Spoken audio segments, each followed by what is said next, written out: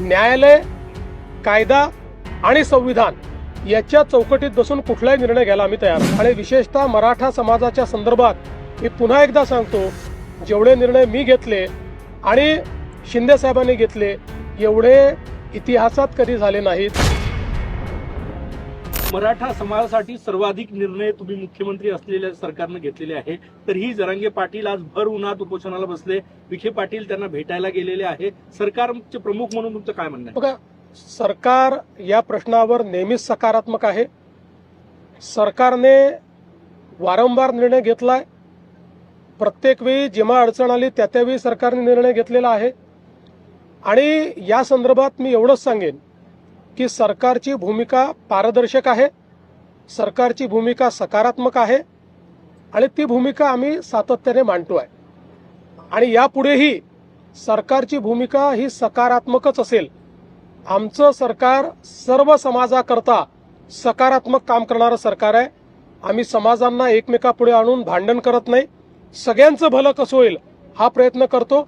आणि विशेषतः मराठा समाजाच्या संदर्भात मी पुन्हा एकदा सांगतो, जेवढे निर्णय मी घेतले आणि शिंदे साहेबांनी घेतले एवढे इतिहासात कधी झाले नाहीत। आणि पुढेही आम्ही मराठा समाजाच्या हिताचे निर्णय घेतच राहू। फक्त हे निर्णय घेत असताना देशाचं संविधान, देशाचे हायकोर्ट आणि सुप्रीम कोर्ट यांनी दिलेले निर्देश याचं मात्र पालन करावं लागेल। त्या निर्देशांचा अवलंब न करता जर एखादा निर्णय घेतला तर त्यातनं केवळ प्रसिद्धी मिळेल, पण तो निर्णय टिकणार नाही।